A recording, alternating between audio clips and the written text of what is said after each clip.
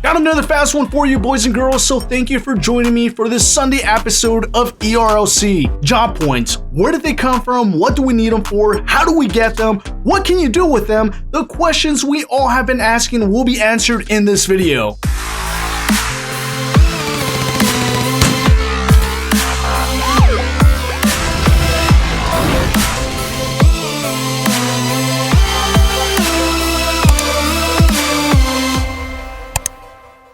Okay, Zanies, you know me. I try not to beat around the bush whenever possible, so for those of you that want a quick direct answer because you're new to the game or need 100 points to get started on the construction job, I'm sorry, there is no direct way. Let me explain and get this answer into the universe so I don't waste anyone's time. First, this is one of those videos you need to watch in its entirety if you want to understand the subject and why I'm giving the answers I'm giving. It's going to be very easy for you to listen to one part of the video about job points, click off, and then rip me apart in the comments, but if you listen to the entire video, I promise it will make sense to you and you'll understand why I'm explaining things the way I'm doing so. Second, this explanation is current as of today, May 7th, 2023. If you are watching this video even one day after, or more likely, after another major update in emergency response to Liberty County, I can almost guarantee that things will have changed because there appears to be a lot of unfinished work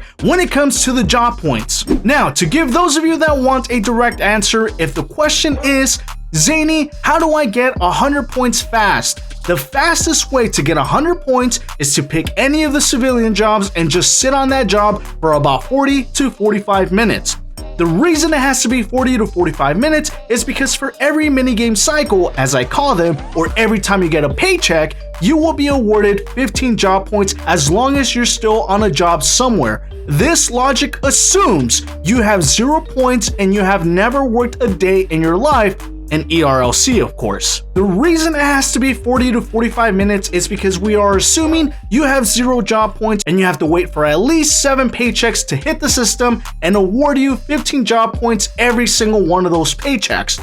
And to prove to you that this is the fastest way, I did this on an alt account already that had 0 job points. This is how I've been able to present you with concrete guidance. Is there a way to get additional points other than the 15 per paycheck? This is where things get tricky and a little silly at the same time. At the time of me making this video, none of the jobs, and let me say that again slowly, none of the jobs give you additional job points for completing tasks. Not the mailman, not the banker, not the fuel tanker driver, not the restaurant worker, none of them. Trust me, I delivered mail, I delivered fuel, I even got a player to take a tray of food from me, and nothing gave me additional job points other than the 15 points per paycheck. I have no idea why it's this way, but this is where it gets silly. Because once you're able to work construction, any of the tasks within the making of the building will award you 5 points. So to say that clearly, you cannot get additional job points until you work the construction job, and well, that brings us to the next question. What are job points for? And another direct answer, I have no idea. I clicked on every submenu, every job, every icon, and I cannot find a purpose or reason for these job points existing other than to get people to accrue 100 points to be able to work construction.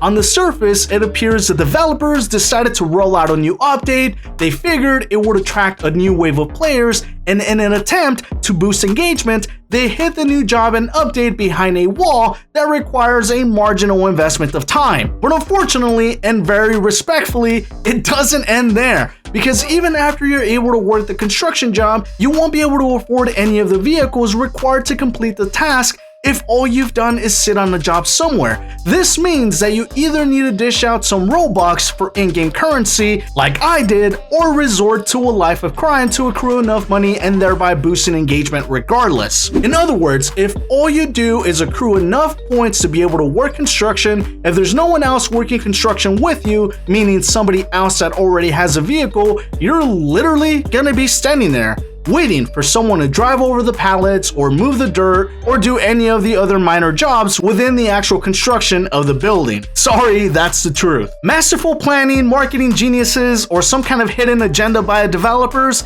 I don't know, I'll let you guys decide. But in their defense, this is common practice, so let's not pout too much. To begin to summarize here, what do we need job points for?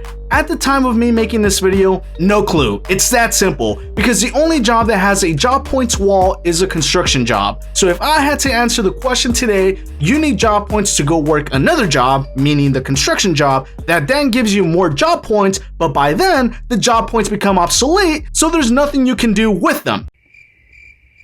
Yeah, I know, that makes sense to me too. The good news is, if you've been playing ERLC for a while, the easiest way to check how many job points you have is to get on a job anywhere, and you'll quickly see a pop-up informing you of how many job points that particular job requires and how many job points you currently have. It's that easy. And if you're a seasoned player and have been around for more than one update, there's a high probability you already have more than 100 job points and you didn't even realize it. For example, I had over 1,000 job points on my main account and I myself didn't realize it. Before I completely end the video, let me give you the best strategy if you're completely new to the game and just want to be a construction worker. Assuming you have 0 points, the job I encourage you to go for is either the bank worker or the gas station worker. More specifically, you want to be the player that conducts the deliveries. This will help you pass the time while actually engaging in a job that has a secondary objective and gets you paid as well. Because remember, every delivery will net you a little bit of money. Sure, it requires an investment, but we've long established that in emergency response to Liberty County, you need to spend money before you make money, and that applies to anything, whether you're a cop, you're a criminal, that is just the nature of the beast. An alternate strategy is to go rob and earn $65,000 as a criminal before jumping into an innocent job and just waiting out your time to get job points. The reason you need $65,000 is because every vehicle in the construction job costs this much. But once you're there, you can seriously spend an ample amount of time just working on the building back and forth as it shows up and disappears with the fire. Alright Zanies, I told you this was going to be a fast one. Did job points surprise you too? They certainly surprised me. I looked at every single recent update log to ensure I hadn't missed anything, and I truly can't find anything. If you're watching this in present day and I totally missed the mark, let me know down in the comments below. Otherwise, if you're just as confused as I was, let me know that too. Don't forget to like, comment, and subscribe, and until next time, long live the Zanies. And by the way, boys and girls, one more thing I'll add is that I'll admit I was very surprised by the construction job, but I'll also admit that, man, I love it. It is amazing, it is engaging, it keeps me occupied, it has made for great content, and I can only imagine what is to come after this. My only real gripe here is the location. I mean, just outside the city center and right behind the hospital, I mean, really? Was this the best location for it? I don't know, maybe something else is coming in the future. Maybe the construction job is something that keeps on shifting locations all throughout Liberty County, meaning every time the developers want to introduce us to a new building, it'll begin with the construction site moving to that location, and then after a little while, the update rolling out and the new building being there. Does that make sense? It makes sense in my head, as I always say, but anyway, I'm really out of here now. Great update, I am loving it.